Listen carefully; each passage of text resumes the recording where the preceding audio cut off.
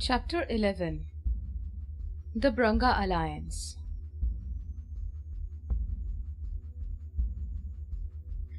Parvateshwar's entourage had sailed up the Madhumati to the point where it broke off from the mighty Branga river. There they had dropped anchor as they waited for Bhagirath's return. Bhagirath's ship had turned east and sailed down the main distributary of the Branga, the massive Padma. A week later, his ship docked at the port of Branga Hriday, the capital city of the Branga kingdom. King Chandraketu had been informed of Bhagirath's arrival. The king of Branga had ensured that the prince of Ayodhya was escorted with due honor to his palace. As Bhagirath was led into the private palace rather than the formal court, he acknowledged that Chandraketu was not treating him as the crown prince of Swadweep, but as a friend. Bhagirath found Chandraketu waiting at the palace door along with his wife and daughter. The king of Branga folded his hands in a formal namaste. "How are you doing, brave prince of Ayodhya?" Bhagirath smiled and bowed his head as he returned the namaste. "I'm doing well, your highness." Chandraketu looked at his consort with a fond smile. "Prince Bhagirath, this is my wife, Queen Sneha." Bhagirath bowed towards Sneha. "Greetings, your highness." A chivalrous Bhagirath then went down on one knee to face the 6-year-old girl who looked at him with twinkling eyes. "And who might this lovely lady be?" Chandraketu smiled. "That is my daughter, Prince Navya." "Namaste, young lady," said Bhagirath. Navya slid behind her mother, hiding her face. Bhagirath smiled broadly. "I am a friend of your father, my child. You don't have to be afraid of me." "You smell funny," whispered Navya, sticking her face out. A startled Bhagirath burst into laughter. Chandraketu folded his hands together. "My apologies, Prince Bhagirath. She can be a little direct sometimes." Bhagirath controlled his mirth. No, she's speaking the truth." He turned to Navya. "But young lady, I was always taught to be polite to strangers. Don't you think that's important as well?" "Politeness does not mean lying," said Navya. "Lord Ram had said we should always speak the truth. Always." Bhagirath raised his eyebrows in surprise before turning to Chandraketu. "Wow, quoting Lord Ram at this age. She's smart." "Well, she is very intelligent," said an obviously proud Chandraketu. Bhagirath turned fondly towards Navya. "Of course you're right, my child. I carry the odor of a long and rigorous voyage. I will make sure I bathe before I meet you next. You will not find my smell offensive the next time, I wager." Chandraketu laughed. "Be warned, great prince. Little Navya has never lost a bet." Navya smiled at her mother. "He does not seem all that bad, ma. I guess not all Ayodhyan royals are bad." Bhagirath laughed once again. "King Chandraketu, I think we should retire to your chambers before any more assaults are made upon my dignity." A smiling Chandraketu nodded to his wife and then turned to Bhagirath. "Come with me, Prince Bhagirath."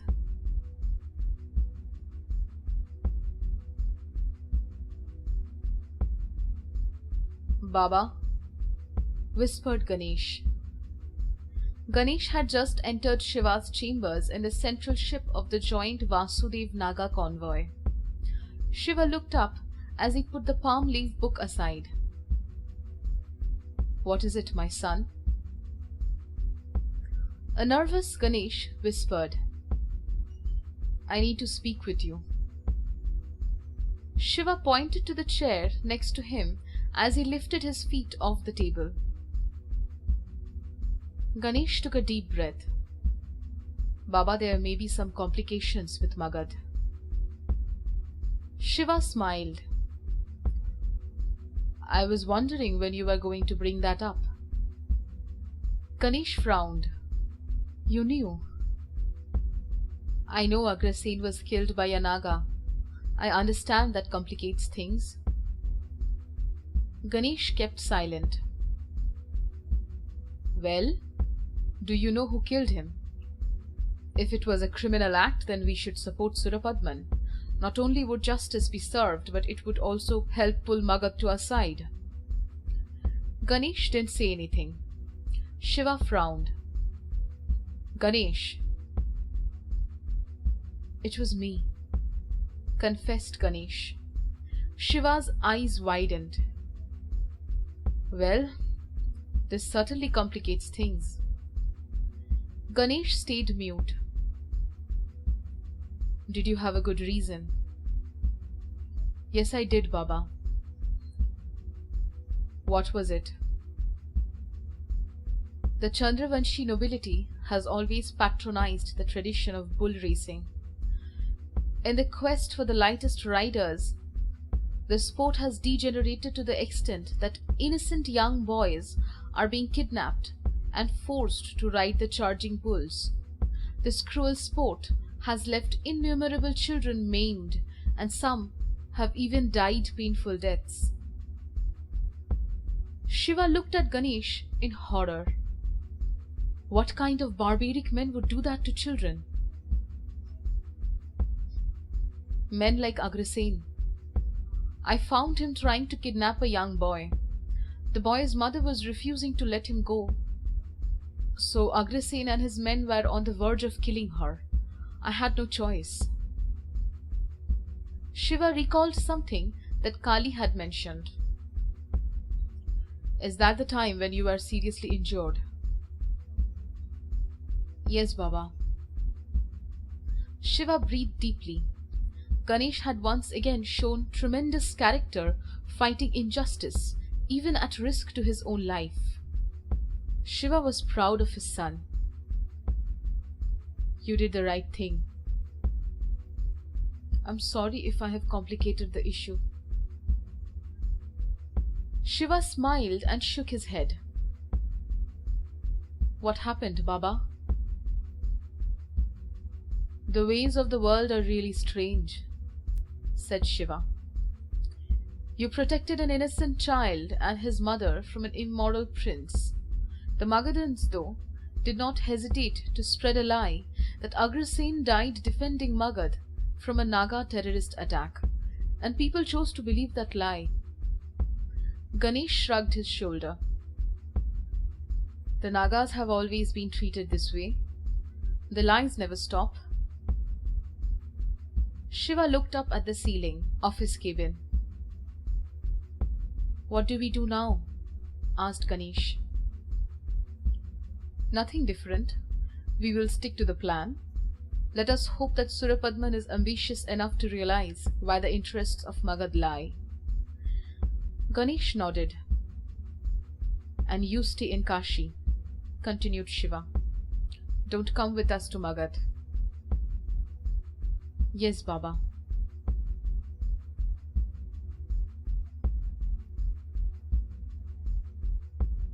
Fists clenched, Chandraketu tried hard to suppress the anger welling up within him.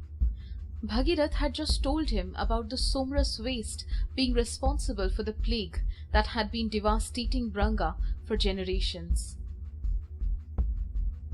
By all the fury of Lord Rudra, growled Chandraketu, my people have been dying for decades. Our children have suffered from horrific diseases, and our aged have endured agonizing pain. Also that privileged Meluhans can live for 200 years. Bhagirath stayed silent, allowing Chandraketu to vent his righteous anger. What does the Lord Nilkant have to say? When do we attack? I will send word to you, Your Highness, said Bhagirath. But it will be soon. Perhaps in a few months. You must mobilize your army and be ready. We will not only mobilize our army, but every single Branga who can fight. This is not just a war for us, this is vengeance. My sailors are unloading some gifts from the Nagas and from Parshuram at the Branga Hriday docks. As promised by the Nilkant, all the materials required to make the Naga medicine are being delivered to you. A Naga scientist is also going to stay here and teach you how to make the medicine yourselves. These materials, combined with the herbs you already have in your kingdom, should keep you supplied with the Naga medicine for 3 years. Chandraketu smiled slightly. The Lord Nilkant has honored his word. He is a worthy successor to Lord Rudra. That he is. But I don't think we will need this much medicine. The combined might of Ayodhya and Branga will ensure the defeat of Meluha well within 3 years. We will stop the manufacturing of the Somras and destroy their waste facility in the Himalayas. Once the waste stops poisoning the Brahmaputra, there will be no plague and no further need for medicine. Bhagirath narrowed his eyes, hesitating. What is it, Prince Bhagirath? Your Highness, Ayodhya is probably not going to be with us in this war. What? Are you saying Ayodhya may side with Meluha? Yes, in fact they have already thrown in their lot with Meluha. Then why? Bhagirath completed the question. Why do I act against my own father and kingdom? Yes, why do you? I am a follower of my lord, the great Nilkant. His path is true, and I will walk on it, even if it entails fighting my own kinsmen. Chandraketu rose and bowed to Bhagirath. It requires a special form of greatness to fight one's own for the ideal of justice. As far as I am concerned, you are fighting for justice for the Brangas. I shall remember this gesture, Prince Bhagirath. Bhagirath smiled, happy with the way the conversation had progressed. He had accomplished the task that Shiva had given him, but in such a manner as to win the personal allegiance of the fabulously wealthy king of Branga. This alliance would prove useful when he made his move for the throne of Ayodhya. Having heard of Chandraketu's sentimental nature, Bhagirath thought it wise to seal the alliance in blood. He pulled out his knife, slit his palm, and held it up to the king.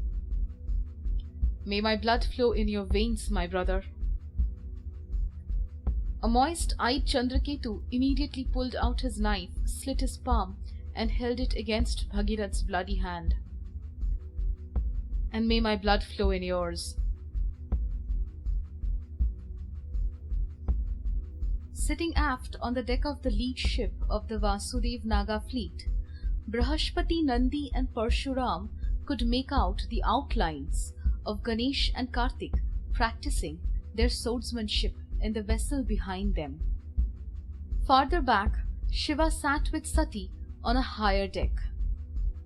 Brahaspati's emotions were tinged with bitter regret. My mission has gained a leader, but I have lost a friend. Nandi turned towards Brahaspati. Of course not, Brahaspati ji. The Lord Nilkant continues to love you. Brahaspati raised his eyebrows and smiled. Nandi, lying does not behove you. Nandi laughed softly. If it makes you feel better, I can tell you that Lord Shiva missed you dearly when he believed that you were dead. You were always on his mind. I wouldn't have expected any less, said Brahaspati. But I don't think he understands why I did what I did. To be honest, said Nandi, neither do I. It was important to fake your death, I concede. But you probably should have revealed the truth to Lord Shiva. I couldn't have, said Brahaspati. Shiva is the son-in-law of Emperor Daksha, my prime enemy. Had Daksha known that I was alive, he would have sent assassins after me. I wouldn't have lived long enough to conduct the experiments I needed to. And I had no way of knowing whether Shiva would have enough faith in me to not reveal anything to Daksha. Parshuram tried to console Brahaspati. He has forgiven you. Trust me, he has. He may have forgiven me, but I don't think he has understood me as yet, said Brahaspati. I hope there comes a time when I will get my friend back. It will happen, said Parshuram. Once the Somras is destroyed, we will all go with the Lord to Mount Kailash and live happily ever after. Nandi smiled. Mount Kailash is far less hospitable than you imagine, Parshuram. I should know, for I have been there. It is no luxurious paradise. Any place would be paradise, so long as we sit at the feet of Lord Shiva.